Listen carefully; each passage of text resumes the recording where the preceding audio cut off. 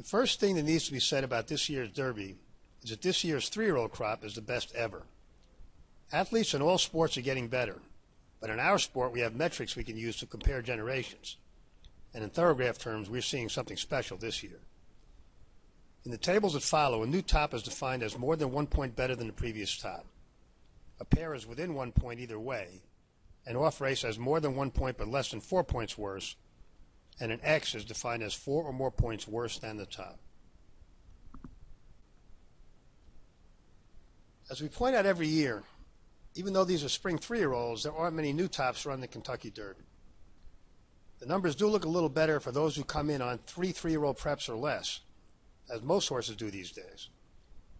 But even though we occasionally see an Animal Kingdom or Mind That Bird jump up, most of the time the Derby winner is already among the fastest coming into the race. From a pattern standpoint, there is one pattern that is much more likely to produce a good effort in the Derby than any other. Coming into the race following a pair of tops is almost 50-50 to produce at least a repeat effort, which is twice as likely as for those with other patterns. A key factor in handicapping this year's Derby is determining the importance of 2-year-old foundation and how development from 2 to 3 influences performance. Specifically, we looked at those Derby runners that came into the race immediately following a new top. We divided those horses into 2 groups. One group for whom the new top was less than 3 points better than their 2-year-old top, and the other for whom the top was 3 or more points better, or who didn't have a 2-year-old top at all because they didn't start at 2. It turns out that those who established a strong foundation at 2 were exactly 50-50 to at least pair up the new tops, while the ones that did not were only half as likely to run well. In fact, of those, more than half bounced at least 4 points. American Pharoah will probably be this year's Derby favorite, and there's a lot to discuss with this horse. He established a strong 2-year-old top and was able to pair it up, a very good sign, before developing a problem which caused him not to be able to run again until this March. In his last, he ran a new top that makes him one of the 4 fastest horses in this race, and it was less than 3 points better than his 2-year-old top, so that's good as well. But there's some other stuff too, and it complicates things.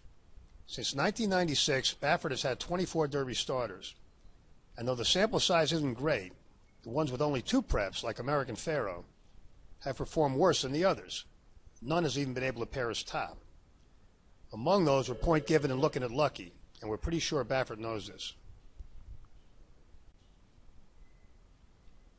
Again, the sample size is small, but it's also worth noting that the Baffert trainees that came into the Derby with 3 weeks rest, like American Pharoah, have not done as well as those with more rest.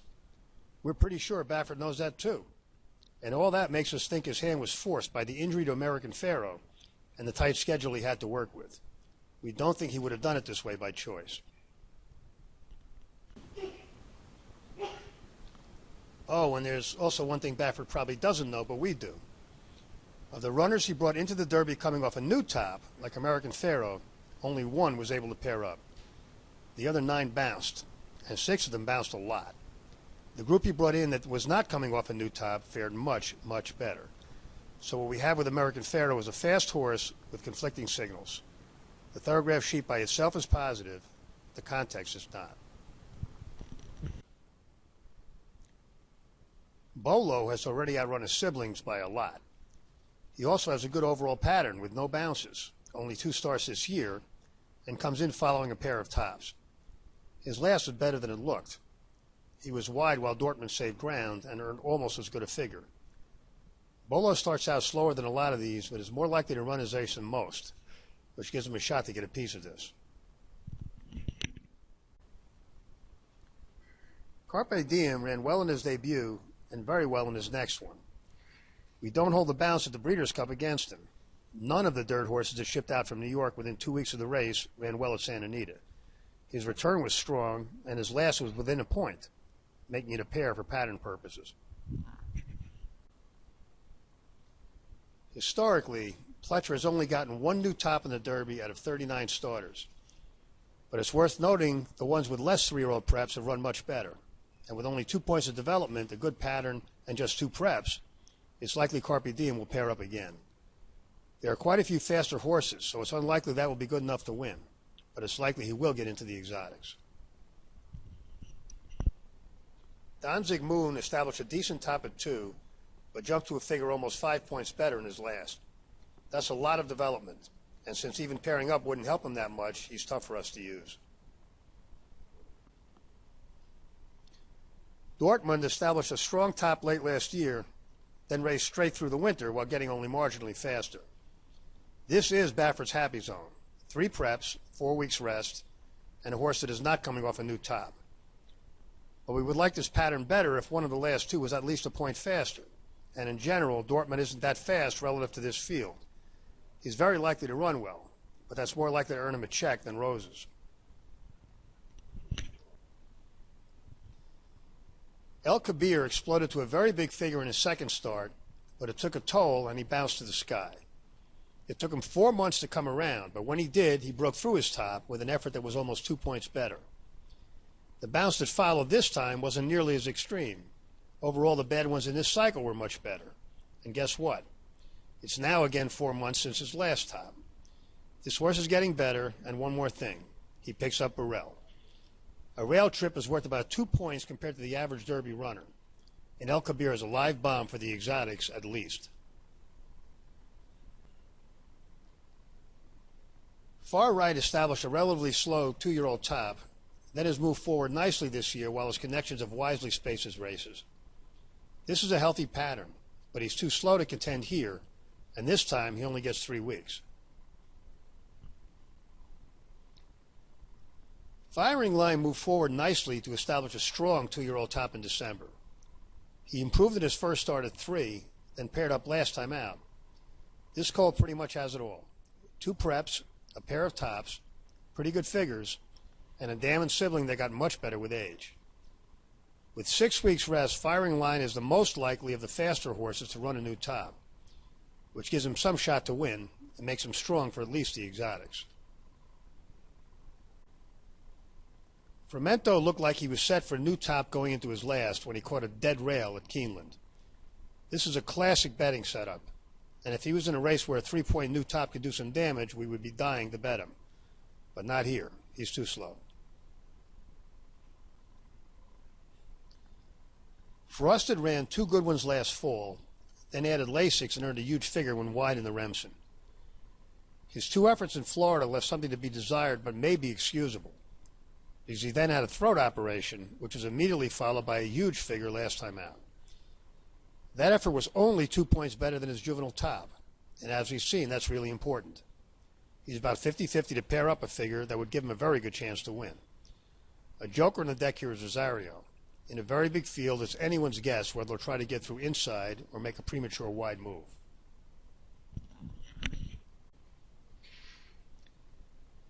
International Star did a lot of work to get down to a relatively slow top last year. He's gotten faster this year and has a very healthy pattern, but he's already developed 4 points and is one of the slowest horses in the field. This guy's 2-year-old top was on grass, and that's where we think his future lies. It's a Knockout jumped out of his skin in his second start, went back a couple of points in his next, and ran a stinker last time. This is by definition an O2X pattern, but not a positive one, since healthy stake-level 3-year-olds aren't supposed to be running that far off their top. If he does get back to his top, it's a Knockout could sneak into the exotics, but it's unlikely. Keen Ice is healthy but slow. This colt actually has a decent pattern for a new top, but he could jump 3 points and still get beat by 10 horses.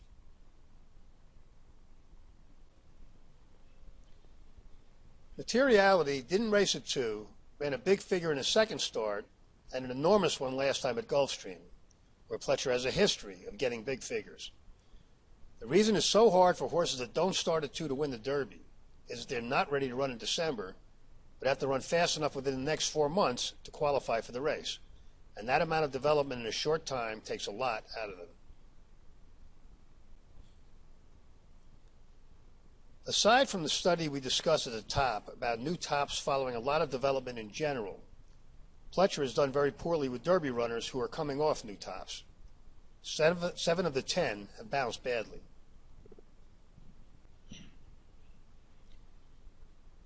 One thing that's interesting and surprising is that the Derby starters Pletcher has brought in with 4 or more weeks rest have actually run worse than the ones with less rest. Materiality is fast enough to win and will be a price, but there are reasons to think he won't run his race.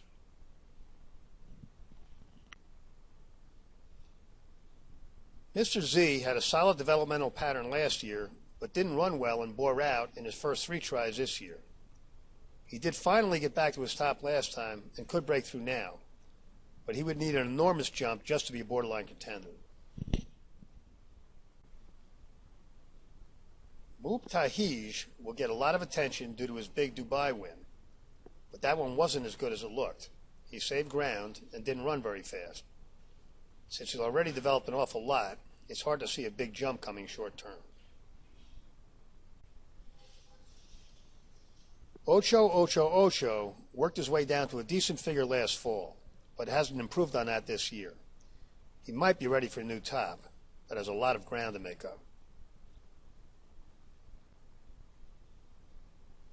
Stanford came out with a big new top in his first start this year and hasn't gone forward since. He's not fast, and their pattern is not progressive.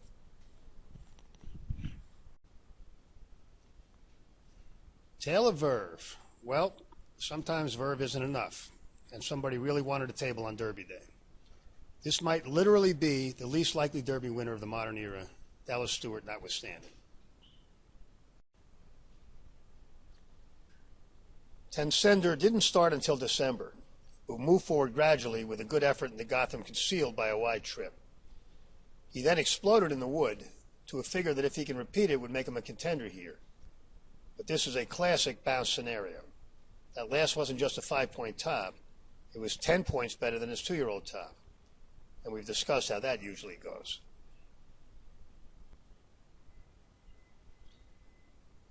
Upstart ran well in his debut, then came back in only 9 days rest with a gigantic figure for a summer 2-year-old. 2 races close together often knock a young horse out, and running that fast a figure almost always does. So when this guy came back in the Champagne going long, and especially in the slop, he was very likely to bounce. Instead, he went forward to an even bigger figure, obscured because Daredevil freaked that day, and we fell in love. And so began what ended up being a 6-month struggle to get someone to buy an interest in him.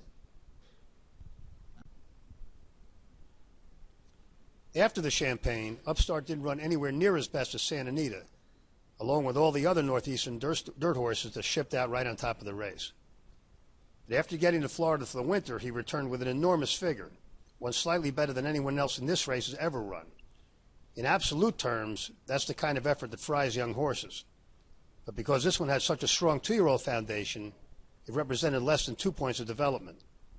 So after just a small bounce, Upstart got right back to the big figure, but still lost the Florida Derby because materiality exploded with the race of his life, and Upstart raced outside of him on both turns. At this point, with the horse still somewhat concealed because he lost, having the 2 best figures in the Derby field and a great pattern, we were finally able to consummate our love and get Winstar to buy into Upstart. So the good news with Upstart is he has a great 2-year-old foundation and not only the 2 best figures in the race, but 5 weeks rest. He's already shown that a big negative figure didn't wipe him out, and with this pattern, the most likely thing is a pair-up. There are 2 possible negatives. The first is that he's had 5 straight wide trips, and in a 20-horse field, you can lose an awful lot of ground. The second is that he had a sinus infection after the Florida Derby and was treated with antibiotics. But it was a very mild antibiotic. Victory Gallop was treated with the same one 3 days before running second in the Derby, and Upstart was last treated 2 weeks out. Upstart was the fastest of these last fall, the fastest over the winter, and the fastest recently. He may or may not throw his best shot in the Derby, but he's the best horse going in, and he won't be one of the favorites. War Story has never gone back and has a good pattern for a new top, but is too slow to contend here.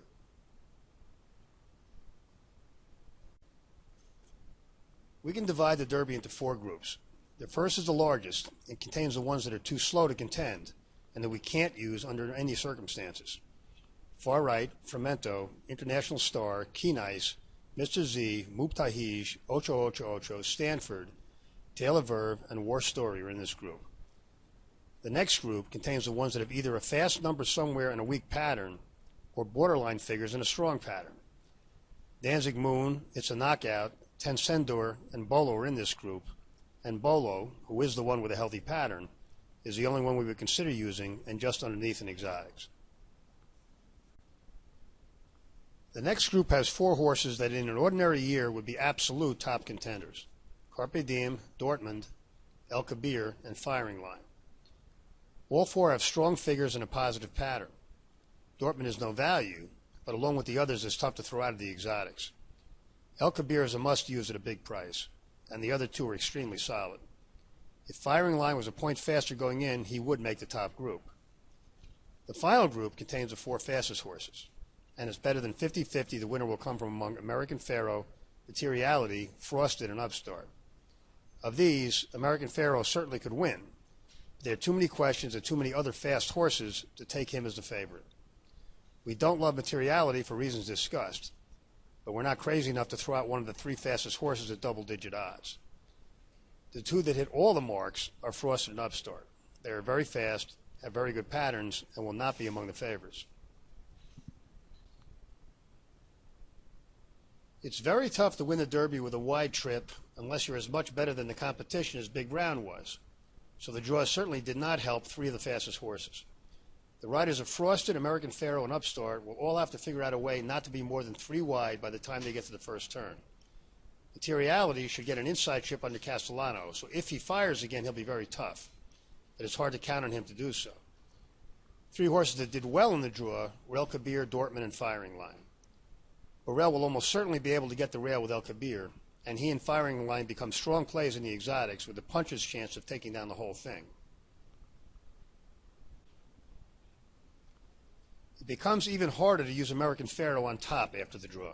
It seems unlikely Smith will take hold of him to drop in, and he may well be the widest horse around the first turn.